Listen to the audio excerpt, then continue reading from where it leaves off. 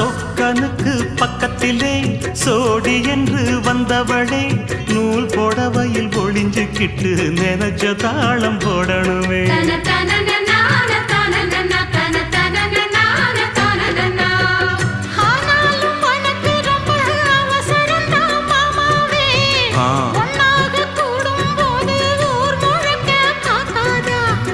பார்த்தாலும் தவறு இல்ல பனியுறங்கும் ரோசாவே உன்னால சொத்த வச்ச மூக்குலதான் வைக்காதா.